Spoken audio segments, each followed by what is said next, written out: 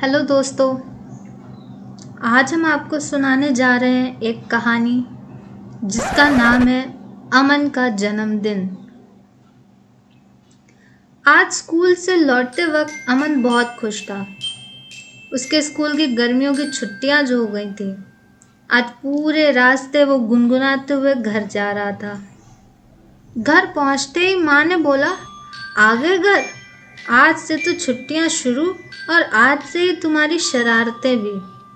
अमन मुस्कुराकर अपने कमरे की ओर चला गया। अगले दिन से ही अमन की शरारतें शुरू हो गईं।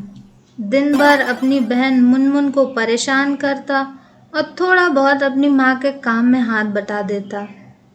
शाम को जब पापा काम से लौटकर घर आते तो चारों बैठकर खूब हंसी मजाक करते थे। आज खाना खाते वक्त अचानक से अमन के पापा ने पूछा, क्यों भाई, इस बार जन्मदिन में क्या चाहिए तुम्हें? इसी हफ्ते अमन का जन्मदिन आने वाला था। अमन ने तुरंत ही बोला, पापा इस बार तो मुझे फ़ोन ही चाहिए। मेरे सारे दोस्तों के पास फ़ोन है पर मेरे पास नहीं है, इसलिए इस बार तो सिर्फ फ़ोन ही चाहिए। फ़ोन? पापा ने बोला, अभी तुम क्या करोगे फ़ोन का? अमन ने जिद करके बोला, अगर फ़ोन नहीं मिलेगा तो मैं जन्मदिन नहीं मनाऊंगा। फिर क्या था, पापा ने हाँ कर दी और खाना खाने लगे।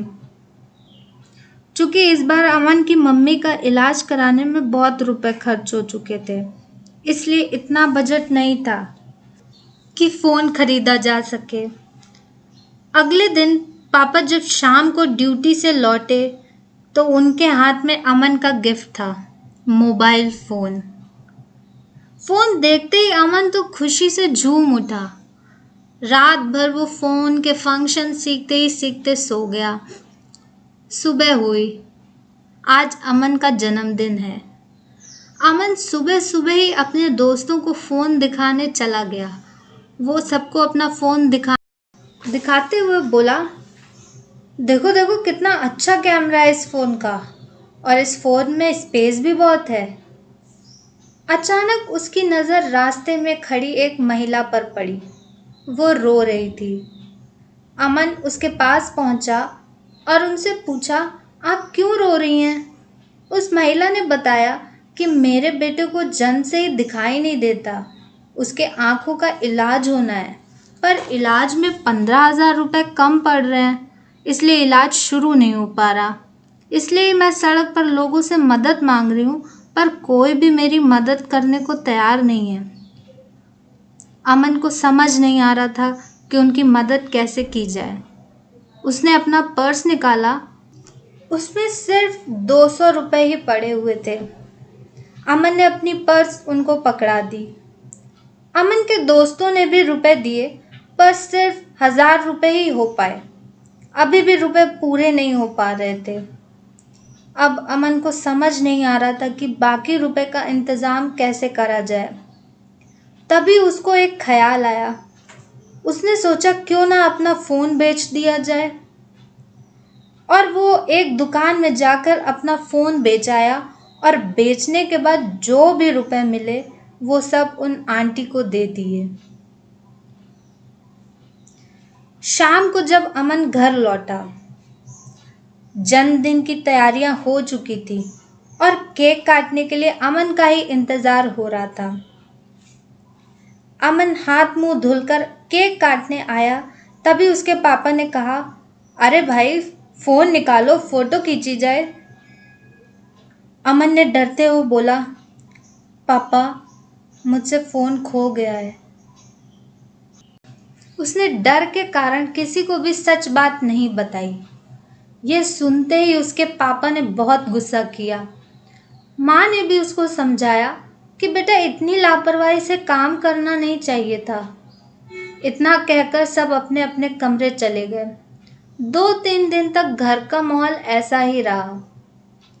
एक दिन शाम को अमर के घर का गेट किसी ने खटखटाया। माँ ने गेट खोला तो उस महिला ने पूछा, यहाँ अमन रहता है क्या? माँ ने तुरंत अमन को बुलाया।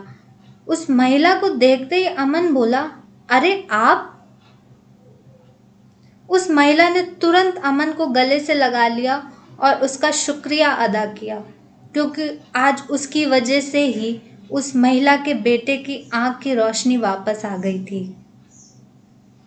उस महिला ने घर वालों के सामने बताया कि किस तरह अमन ने अपना फोन बेचकर उसकी मदद की। अमन ने पूछा, पर आंटी आपको मेरे घर का पता कैसे चला? उन्होंने बोला, तुमने मुझे अपनी पूरी पर्स दी थी। उसी पर्स में तुम्हारे घर का पता भी लिखा हुआ था, जिसको देखकर मैं यहाँ चली आई। आज अमन के पापा को अपने बेटे पर बहुत गर्व हो रहा था। उन्होंने अमन से जन्मदिन वाली डांट के लिए माफी भी मांगी। अब फिर से घर में हंसी खुशी का माहौल हो गया।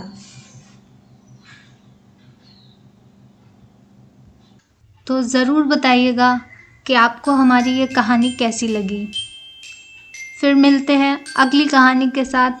तब तक के लिए do like, share and subscribe to A to Z पाठशाला। धन्यवाद।